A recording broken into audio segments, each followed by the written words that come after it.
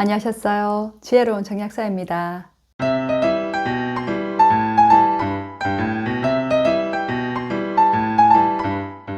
요즘 고지혈증 약 드시는 분들 참 많습니다.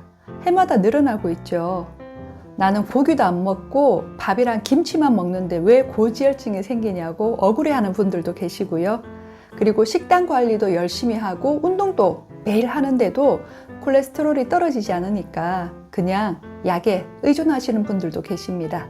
그런데 주변에서 보면 처음에는 고지혈증 약 하나로 시작했다가 혈압약이 추가되고 또 당뇨약도 먹게 되고 근육도 빠지고 발기부전도 생기고 기억력도 자꾸 떨어지는 부작용을 겪는 분들을 많이 보실 겁니다. 이런 걸 알면서도 왜 고지혈증 약을 쉽게 생각하고 끊어볼 노력을 하지 않을까요? 나도 나름대로 해볼 건 다 해봤는데 안 되더라 하고 계신가요? 진짜 고지혈증을 제대로 치료하고 싶으시다면 지금부터 제가 드리는 말씀을 잘 들으시고요. 이번에는 제대로 한번 해봅시다. 내가 들어서 알고 있는 내용도 있고 처음 들어보는 정보도 있을 거니까요. 듣다가 중간에 나가지 마시고 끝까지 한번 들어보세요. 고지혈증은 혈액 속에 콜레스테롤이나 중성지방과 같은 이런 지질이 많은 상태로 콜레스테롤만 높은 경우도 있고 중성지방만 높은 경우도 있고 두 가지 다 높은 경우가 있습니다. 이 중에서 콜레스테롤은 운동을 해도 쉽게 떨어지지 않는다는 분들이 많아요. 왜냐하면 콜레스테롤은 중성지방처럼 우리 몸 안에서 분해가 되어서 에너지로 쓰이는 것이 아니기 때문입니다. 그래서 보통 운동으로는 대략 3% 정도가 떨어진다고 해요. 콜레스테롤은 우리 몸이 필요한 양의 20에서 30%는 음식으로 들어오고 나머지 70에서 80%는 간에서 합성이 됩니다. 이렇게 만들어진 콜레스테롤은 우리 몸 곳곳에서 사용되고 남는 것은 간에서 담즙을 통해 소장으로 배출이 되는데요. 이렇게 배출된 콜레스테롤 중에서 90에서 95%가 다시 소장에서 재흡수되고 5% 정도만 대변으로 배설이 돼요. 콜레스테롤이 이렇게 몸 안에서 많이 만들어지고 또 재흡수가 되는 이유는 이 콜레스테롤은 동물성 지방이잖아요. 옛날에 먹을 것이 귀했던 시절에는 고기를 먹는 일이 굉장히 드물었기 때문에 우리 몸에 없어서는 안 되는 필수 물질인 이 콜레스테롤을 굉장히 아껴서 썼던 겁니다. 그래서 함부로 버리지 않고 계속해서 재활용해서 쓰는 시스템으로 우리 몸이 만들어진 거죠. 요즘엔 20대에도 고지혈증 약을 드시는 분들이 많죠. 우리 몸은 콜레스테롤을 버리지 않고 아껴 쓰는 시스템을 계속해서 유지하고 있는 데에 비해서 어릴 때부터 동물성 식품의 섭취가 늘어나다 보니까 몸에서 다 처리하지 못하는 지방이 넘쳐나서 이렇게 어릴 때부터 고지혈증이 생기게 되는 거죠. 콜레스테롤과 반대로 중성지방은 에너지원입니다. 에너지로 쓰고 남게 되면 처음에는 지방세포에 저장되어 뱃살로 쌓이다가 그 다음엔 간으로 가서 지방간이 되고 또 더 쌓이면 근육에도 쌓이게 되고 심장에도 쌓여서 심비대가 되기도 합니다. 중성지방은 공복일 때보다 식후에 측정을 했을 때 10배 가까이 더 높게 나오기도 해요.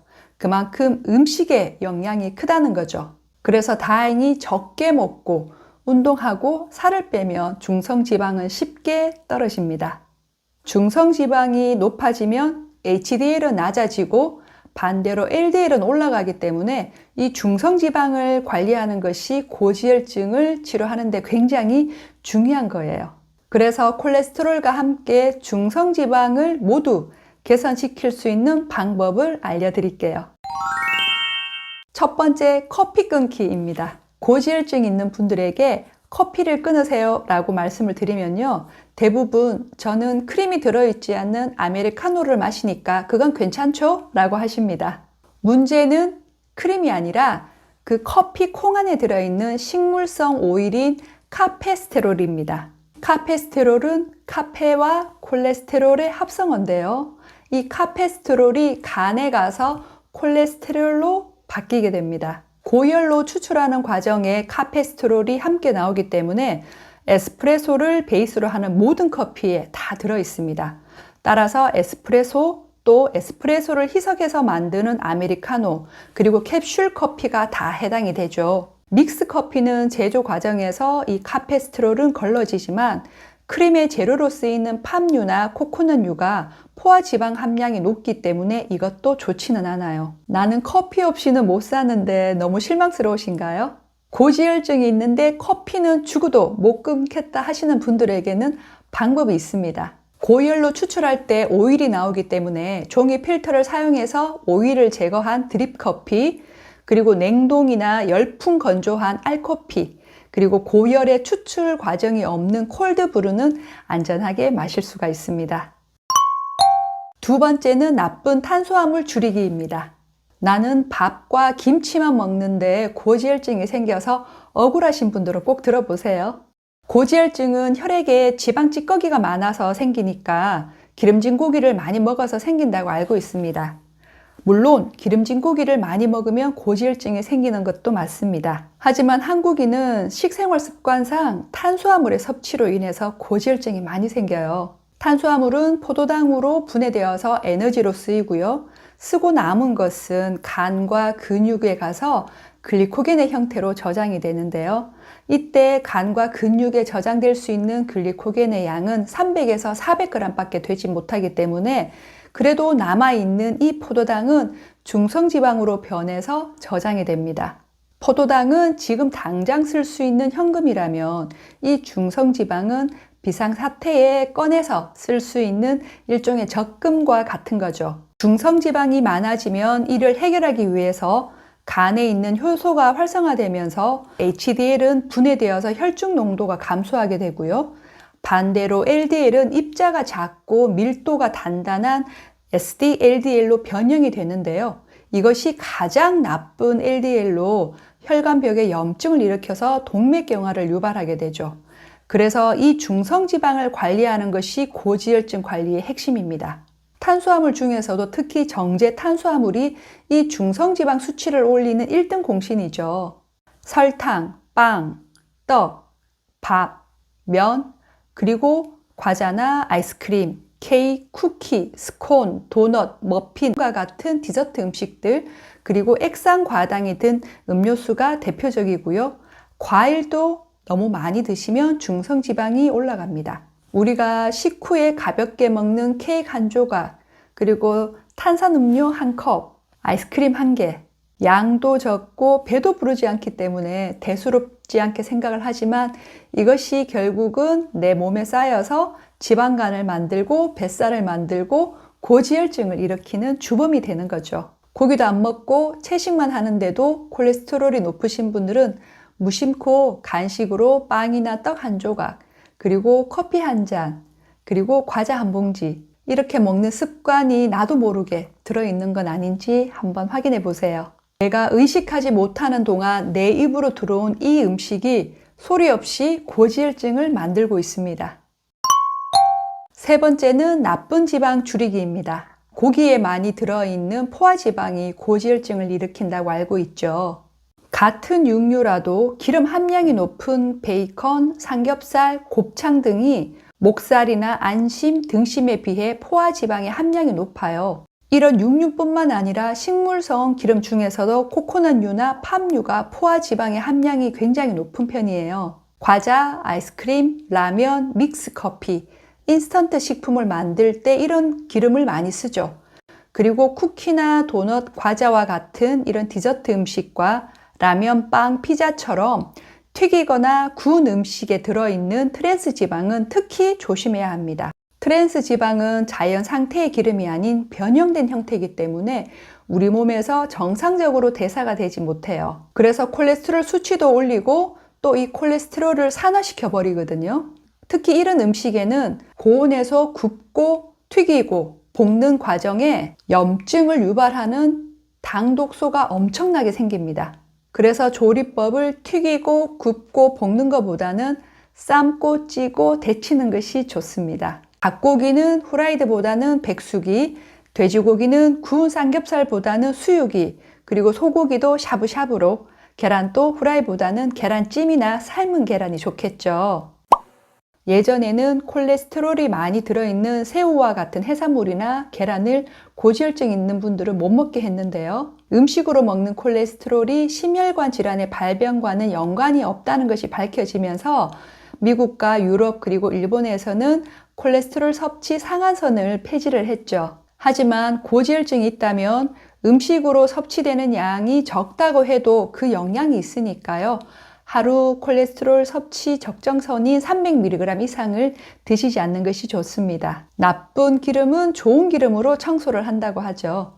기름에 있어서 정말 중요한 것은 산패가 되면 기름은 무조건 독이 됩니다. 그래서 좀 비싸더라도 고온에서 압착하지 않은 신선한 기름을 쓰셔야 합니다. 몇 해 전부터 지중해식 식단이 유행하면서 올리브유를 많이 먹게 되는데요. 식물성 오일에도 포화지방이 들어있어요. 그래서 아무리 좋은 기름이라 해도 좋다고 무조건 많이 드시지 말고 적당하게 드시도록 하세요. 네 번째는 식습관 바꾸기입니다. 고기를 먹을 때 쌈 채소와 함께 드시게 되면 이 채소 안에 들어있는 섬유질이 이 지방을 흡착을 해서 소장에서 흡수가 되지 않고 대변으로 배출을 시키기 때문에 콜레스테롤과 중성지방을 낮춰주는 효과가 있어요. 그렇다면 고기나 기름진 음식을 먹지 않는 분들에게도 이 섬유질이 효과가 있을까요? 그 답은 담즙에 있습니다. 지난번 영상에서 담즙의 주 원료가 바로 콜레스테롤이라고 말씀을 드렸죠. 담즙은 담낭에서 소장으로 나와서 재흡수가 되는데요.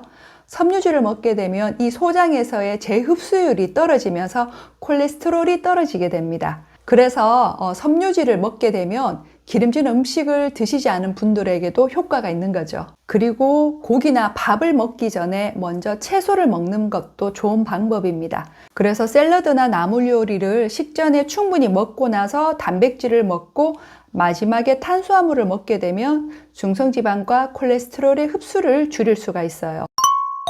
다섯 번째는 체액 채우기입니다. 탄수화물은 포도당으로 분해되어서 간에서 글리코겐으로 합성되어 근육에 저장되어서 에너지원으로 쓰이는데요. 이때 1g의 글리코겐이 근육에 저장이 되려면 3g의 수분이 필요합니다. 그리고 체내 수분이 부족하게 되면 근육이 메마르게 되어서 근력도 떨어지기 때문에 지방을 잘 연소를 시킬 수가 없죠. 그래서 수분, 즉 체액이 부족해지지 않게 하는 것도 고지혈증 관리에 있어서는 굉장히 중요해요. 커피와 같은 이뇨작용이 있는 차는 피하시고요. 체액을 채우는 가장 좋은 방법은 소금물을 드시는 건데요. 이건 지난번 소금물 영상을 참고로 보시면 도움이 되실 겁니다. 여섯 번째는 지나친 운동 줄이기입니다. 운동을 열심히 하면 중성지방은 쉽게 떨어지는데 LDL 수치가 잘 떨어지지 않는 분들이 많으시죠. 앞서 말씀드린 대로 이 콜레스테롤은 중성지방처럼 운동을 통해서 에너지원으로 바뀌는 것이 아니기 때문이기도 하지만요. 또 한 가지는 내 몸에 맞지 않게 너무 지나치게 운동을 하는 것이 그 원인이 됩니다. 왜냐하면 지나친 운동은 활성산소를 많이 발생시키고 세포에 염증을 일으키고 이 염증이 생기면 콜레스테롤을 더 많이 만들어내기 때문인데요. 지난 영상에서 콜레스테롤은 세포가 염증 상태일 때 이를 치료하기 위해서 많이 만들어진다고 말씀을 드렸죠. 그렇다면 어느 정도의 운동이 내 몸에 맞는 운동일까요? 운동 후에 지쳐서 쓰러지거나 몸살이 날 정도의 운동은 좋지 않습니다. 운동을 하고 나서도 한 20에서 30% 정도의 에너지는 남도록 하시는 것이 좋아요. 물론 나이에 따라서 운동의 강도가 달라지지만요.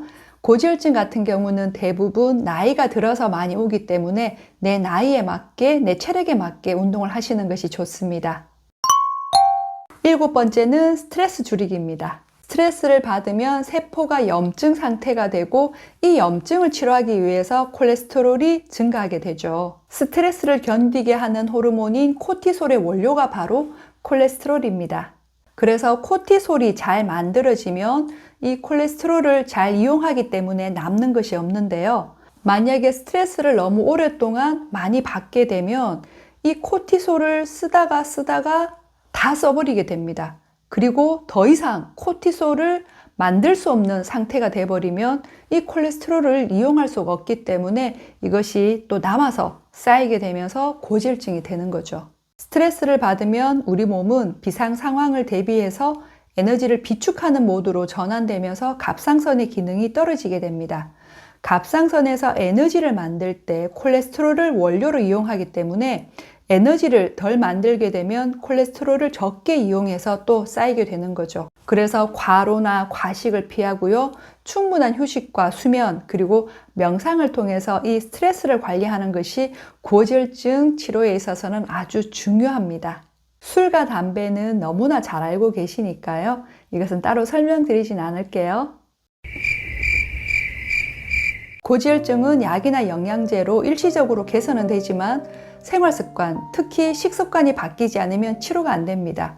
그래서 약을 먹으면 수치가 내려가는데 약을 중단하면 또 올라가죠. 그리고 또 약을 먹고 또 내리고 또 약을 안 먹으면 또 올라가고 이게 계속 반복이 됩니다.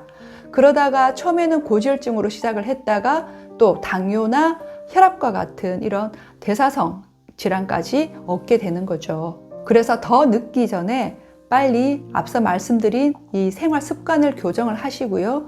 이런 생활 습관 교정만으로도 고지혈증이 개선이 안 될 때 영양요법의 도움을 받으시면 됩니다. 개인마다 그 원인이 다르기 때문에 영양요법에 대해서는 따로 상담을 받으시고요. 고지혈증처럼 생활 습관에서 오는 병은 내가 노력하는 만큼 무조건 좋아지게 되어 있으니까요. 오늘부터 하나하나씩 실천해 보시길 바랍니다. 지혜로운 정약사 오늘 이것으로 마치고요. 다음 시간에 또 유익한 정보를 가지고 찾아뵙도록 할게요.